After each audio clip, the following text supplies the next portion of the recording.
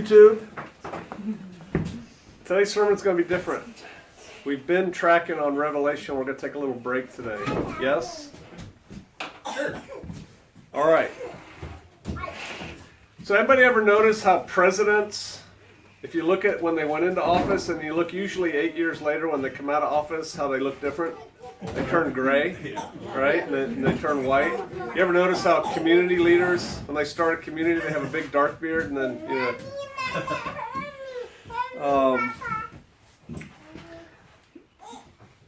I wrote in my book, does the government know something you don't? And I said, usually yes, they do. And at one time I worked in national level intelligence, and it was amazing the things that we knew on a daily basis, that we discovered, that we learned, that were potentially horrifying, that ended up going away. They either went away because we took some action to make it go away that nobody ever saw, or they went away just because, oh, we thought they were firing up all their nuclear missiles, and in fact, you know, it was something else. But there's a lot of spin-ups out there in the world that happen, and then they go away and people don't see them. I have said repeatedly on my YouTube and Patreon channel that in a bad situation, in a Tiawaki, the end of the world as we know it according to the worldliness of people situation, the two biggest threats are what? Does anybody know what I say?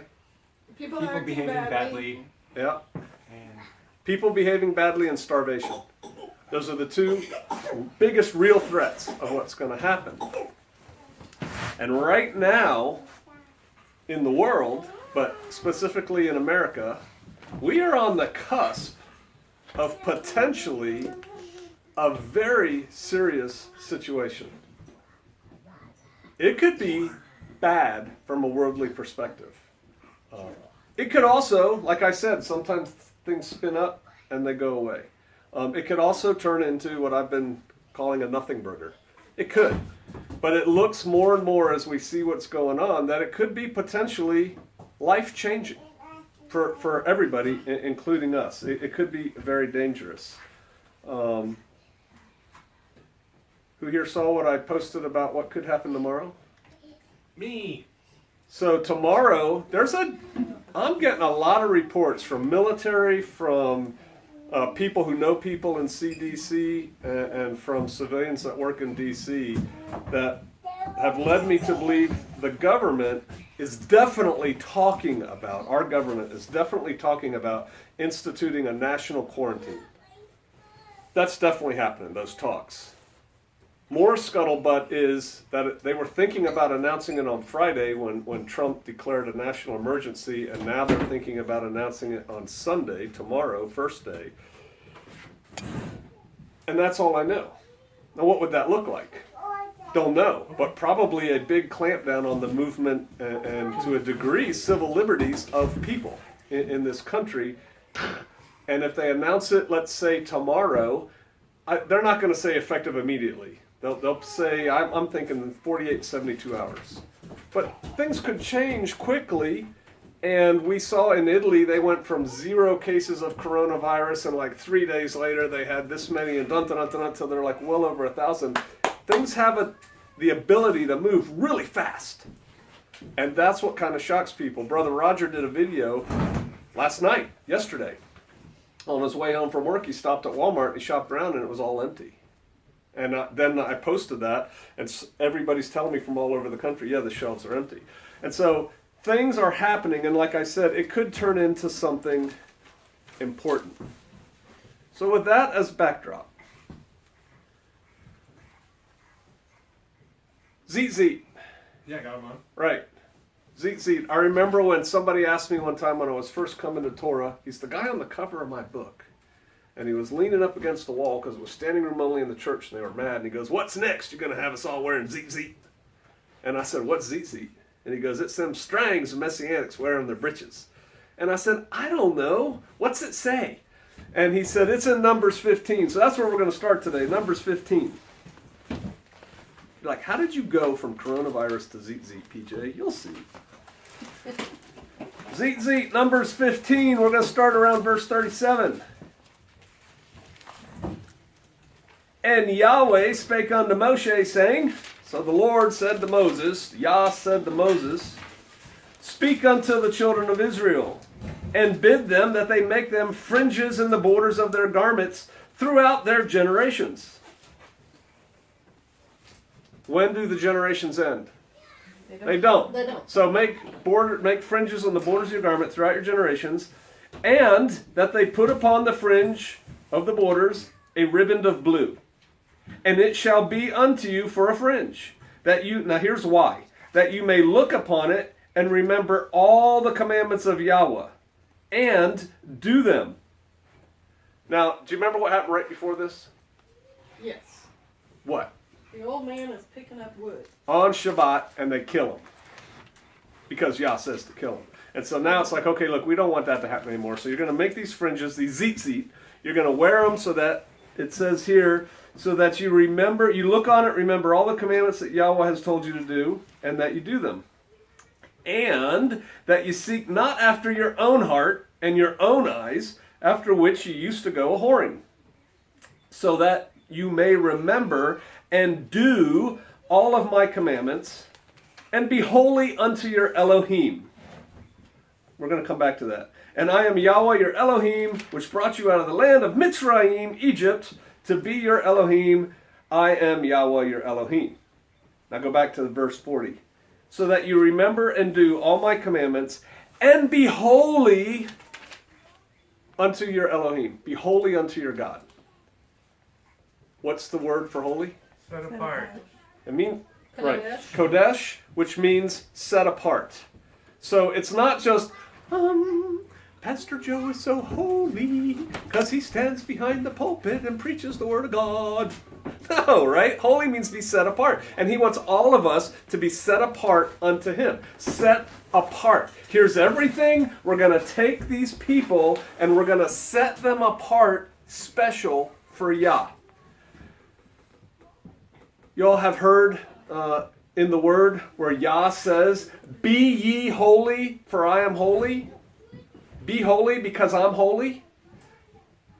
Be set apart because I am set apart, is what he's saying. And that's written many times in the word, but we're going to look at just a couple of them. Let's go to Leviticus chapter 11.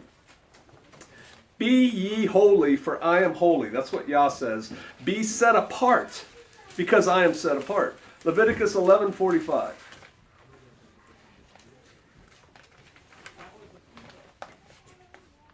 Matter of fact, we're going to start in 44. I get a little bit ahead of myself in the sermon here, but that's okay. For I am Yahweh your Elohim, you shall therefore sanctify yourselves. What does sanctify mean? Set apart. Set apart. You shall set apart yourselves. And you shall be holy. You shall be set apart. For I am holy. Neither shall you defile yourselves with any manner of creeping thing that creeps upon the earth. For I am Yahweh, that bringeth you up out of the land of Egypt, Mitzrayim, to be your Elohim. Ye shall therefore be holy, for I am holy. You will be set apart. I brought you out of Egypt not to throw you back in there with all those other people. I brought you out of Egypt so that you can be set apart, because I myself am set apart. That's what Yah's saying. And so you're going to be like me. You can kind of take that and put it over, we're supposed to live Christ-like lives. Well, Christ, Yah, Son, the Father, you see one, you see the other, the same yesterday, today, and forever. I am Yahweh, I change not. Be ye set apart, for I am set apart. Be ye holy, for I am holy. That's one. Holy, Kodesh, set apart. Let's go to Leviticus 19 and 2. Leviticus 19 and 2. I'll start in 1. And Yahweh spake unto Moshe, saying, speak unto all the congregations of the children of Israel, and say unto them, ye shall be holy, for I, Yahweh your Elohim, am holy. Be holy, be set apart, because I am set apart. Another way of looking at set apart is be different. Be different from everybody else. You're wearing fringes, you're wearing tzitzit because you're different. To be set apart, to remember what I told you, be this kind of person. Look at Leviticus chapter 20, verse 26.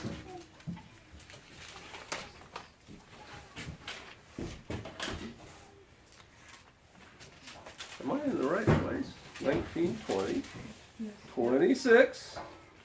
And ye shall be holy unto me, for I Yahweh am holy, and have severed you from other people, that you should be mine.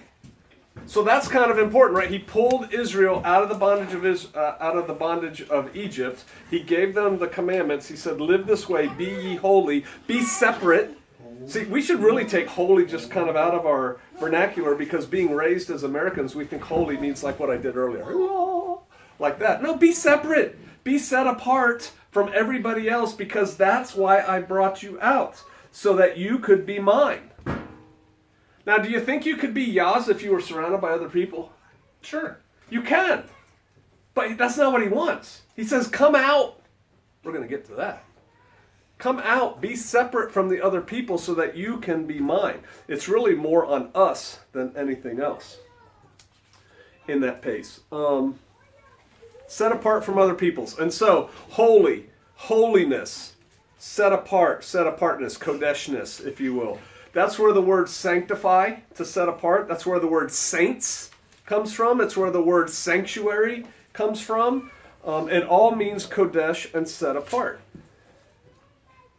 Set apart. Set apart for me is what Yah says. But set apart from what? The rest of the world. He said, we just read from the peoples, right? From the other peoples. But it's from the world. We can read elsewhere, be not... You're in the world, not of it, right? So, because we live here, so we're here. But we're not supposed to be of the world. We're not supposed to be like the world. We're supposed to be separate from the world. And this separateness, too many people preach that this separation is only spiritual, that it's not physical. But in fact, that doesn't hold up. When Yah pulled them out of Egypt, when he told them, don't live with these other people, when he told them, this is how you treat your camp, this is how you deal with people, this is what you put outside of your camp, he's talking about being separate from other people, to be with other believers, other, in this case, Israelites. So we're supposed to be separate from the world. And we're getting ready, not today, to get into Revelation chapter 17 and 18, where we've read earlier, all right, the judgment is coming, and it's coming on Babylon. And we're going to look into Babylon with more specificity in chapter 17 and 18. But Babylon is the system, it's the idea, it's the place, it's all of those things, the political system, all in one. And we're supposed to be separate from that. We're not supposed to live in worldly places. We're not supposed to hang out with worldly people. We're not supposed to be around worldly people. We're not supposed to think worldly thoughts. How many people are totally unworldly? Not me. But we're supposed to be. We're all works in progress. We're all on that journey of coming out, of being set apart. We should be. We shouldn't be backsliding. We shouldn't be going back to the world or more of that stuff. Matthew 12:30, if you want to go there, it's quick. Yeshua says, he that is not with me is against me, and he that gathers not with me scatters abroad. There's a hard line there that Yeshua draws. You're either with me, not or you're not. If you're not with me, if you're not following me, you're against me. If you're not with Christ, because that's who's speaking, you're anti-Christ. Think about that. And we know what it means to be with Yeshua. He says, if you love me, keep my commandments. We're supposed to live Christ-like lives. How does one live a Christ-like life? Do the things Christ did. Don't do the things he would never do, like eat a ham sandwich. And so, again, we're talking about being separate unto him, being separate from the world. And here's Yeshua saying, if you're not with me, you're against me. And if you don't gather with me, and that when he says gather with me, he doesn't mean come over here by me. He means I'm gathering people, you need to go gather people. Right? That's what he's talking about. So we gather. But when you gather like-minded people together, that means you're gathering them what? Out of where they were. Sure. They're coming out of those people, and they're gathering together as a group. And if you're not doing that, you're scattering them about. We are called, I made it kind of popular on the internet to kuhimp, right? I made that t-shirt, it says kuhimp. Come out of her, my people. Lest you partake of her sins and receive of her plagues, right? We're going to get to that in Revelation 18 when we finally get there. But we are to come out of her, and it's specifically in that part of Revelation, it's talking about Babylon, come out of Babylon. But again, that's that whole thing. It's the whole spiritual Babylon, physical Babylon. It's all in the same concept of be ye holy, for I am holy. Be ye set apart, for I am set apart. Come out of her, come out of everything that's not set apart. Okay, so come out of her, my people. Be set apart. Got it. Check. We're going to do that. Everybody here came from somewhere else. Everybody here came from somewhere else to be here in this area, generally speaking. How far out? How far out do we have to come? Come out of her, my people. Be ye set apart. How far set apart do I need to be? How far out do I need to be? My son says a thing, you're either in it all the way or you can't, how do you phrase that? You can't be in it a little bit? I don't remember. This was supposed to be a saying. It was something like, it was something like you used to say, you're either in the world or you're not in the world. You can't be a little bit in the world because it just sucks you in, man. Oh, yeah, and it sucks you in more and more and more. You get a paycheck. All right, well, now we're doing check to bank. Well, now we're doing away with banks because we're having a bank holiday because this thing that's coming, so y'all are going to get this tattoo on your right hand and that'll let you get your money out. Whatever. All of a sudden it's starting to be like, whoa, I need to come out, but I don't have a garden. I don't have a place to live. I don't, how can I do that? I have children to feed. How far out do we need to be?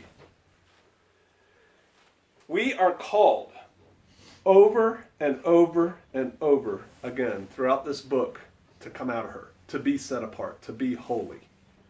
And honestly, heretofore, it's been relatively easy. We've been able to do these things to a degree. We're not being challenged. We don't have to get the mark of the beast in order to get paid. So it's like, I can do my pay. We take off on Shabbat. We don't work on Shabbat. And it's like, okay, I'm making that happen, right? I can do this thing. And so we're not being challenged. So I would say that despite, the trials and persecutions that you think you've had, and, I've said it myself, family rejects you, church rejects you, whatever. It's been easy so far. I think it's going to become increasingly difficult to be set apart, to be holy, as we see things progressing.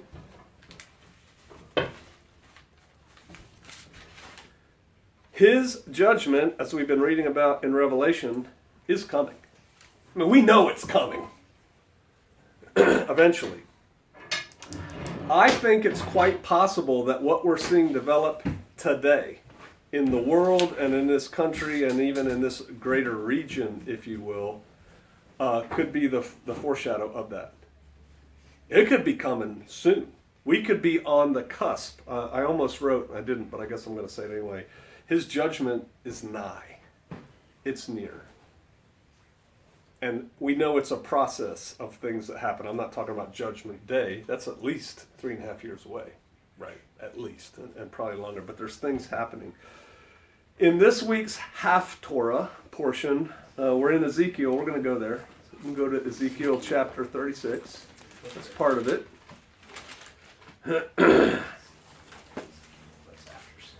Ezekiel chapter 36, we're going to start in verse 23. Ezekiel 36, 23.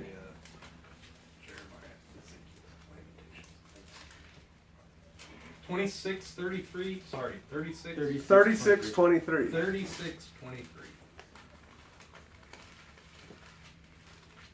And I will sanctify my great name. What does sanctify mean? Set it apart. Set it apart. I'm going to set apart my great name because they just did bad things. That's what's coming before this. My great name, which was profaned by you, I'm adding, among the heathen, which ye have profaned, there you go, which ye have profaned in the midst of them. And the heathen shall know that I am Yahweh, saith Yahweh Elohim, when I shall be sanctified in you before their eyes. I'm going to be set apart. This is what Yah's saying. I'm going to be set apart in you, and all those people are going to see it. They're going to see me in you. It's what I pray on most Shabbats at the end of the prayer. Father, let people see you in us. Let us reflect your glory so that people can see you. For I will take you from among the heathen and gather you out of all countries and will bring you into your own land. And then I will sprinkle clean water upon you, and you shall be clean from all your filthiness, and from all your idols will I cleanse you. A new heart also will I give you, and a new spirit will I put within you, and I will take away the stony heart out of your flesh, and I will give you a heart of flesh. And I will put my spirit within you, and cause you to walk in my statutes, and you shall keep my judgments and do them. And you shall dwell in the land that I gave to your fathers, and you shall be my people, and I will be your Elohim. And I will also save you from all your uncleanness. And I will call for the corn, and will increase it, and lay no famine upon you. And I will multiply the fruit of the tree, and increase of the field, that ye shall receive no more reproach of famine among the heathen. So what's he saying?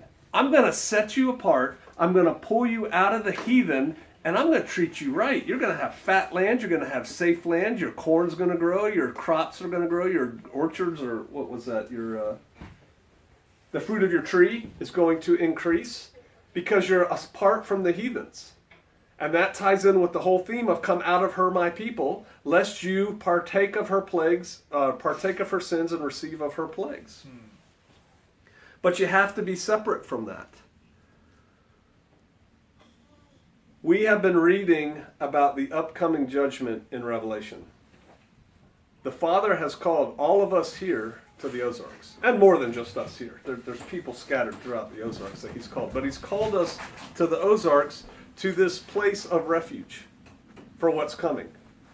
I think to a large degree he's going to protect us in the Ozarks from the things that are coming. Is this particular pandemic, coronavirus, COVID-19 thing part of that? I don't know. It could be separate from that. But I think in general, if you look at numbers of what's going on around the world, so far we're pretty good in the Ozarks. So far. So we've been called to this place of refuge in the Ozarks, but check it out. We know that Babylon exists here in the Ozarks. If you break it down into its greater, bigger meaning, we have the physicality of Babylon. We have cities with city mindsets and city things going on in them scattered throughout the Ozarks. So that's not necessarily a great place to be. That's physical. We have spiritual Babylon here, where attitudes and ideas and in fact religions and what people worship and don't worship and that kind of thing goes on here in the Ozarks in pockets. There's a refusal to keep the Father's commandments. I mean, we just read that. Keep my commandments, keep my statutes, and everything's going to go right with you. The implied being, and it's not implied in other places, it's very specific. Don't do that. Don't keep my statutes and my commandments, and watch what I'm going to drop on you. Right? So that goes on here to a degree. There is a desire, and I submit even in us, right here, to one degree or another, and I'm including me, there's a desire for the shiny things of Babylon. Those alluring things of Babylon. And we are called to come out of her, to come away from those things, and to value what he values, and to not value the things of the world. And so, like I said, it's a process we're going through, but I feel that what is going on in the world right now, what is getting ready to happen in this country within probably the next 2 or 3 weeks, is going to make those distinctions pretty darn clear. And the people who desire to be in her instead of out of her, if you will, metaphorically speaking, are going to pay a heavier price for what's coming. He has called every one of us here to the Ozarks. He's called all of us here to a degree to Shofar Mountain. He certainly called me to Shofar Mountain. That's the reason I'm here, to start an intentional community. It's why he pulled me out of the world that I was in and brought me here. The question you need to ask yourself is, how far out? How far out is he calling me? How far out does he want me to be? He called you to the Ozarks. Is that it? Is that done? Or does he want something more from you? How far out does he want you to be of the system? We're going to close today with Deuteronomy 23. In Deuteronomy 23, we're not going to read the whole thing. We're going to read, I think, verse 14.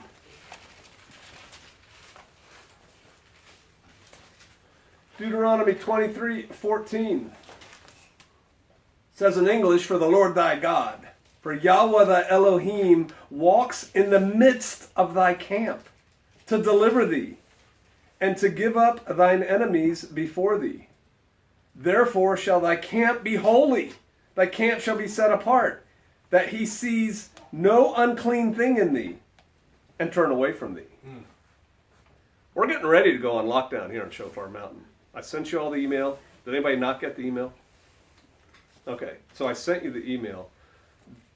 There will be no unclean thing here on Shofar Mountain. That is the whole point of this. Come apart, come out of her, be ye separate, be ye holy, because I am holy.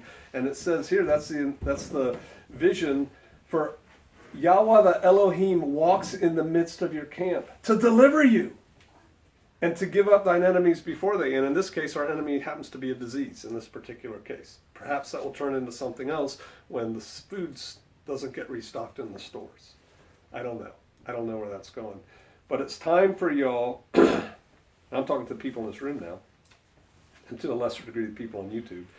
It's time for you to start thinking the big thoughts. Again, it could be like the president whose hair gets gray in 8 years, and the things I saw when I worked intelligence that, wow, this is really bad, and it could be nothing. Maybe it's the father, if that's the case, just trying to get you woken up and more in groove with what he wants. But it could be more. Every now and then one of those things turns out to be real. That's between you and the Father to figure that out. Let's pray.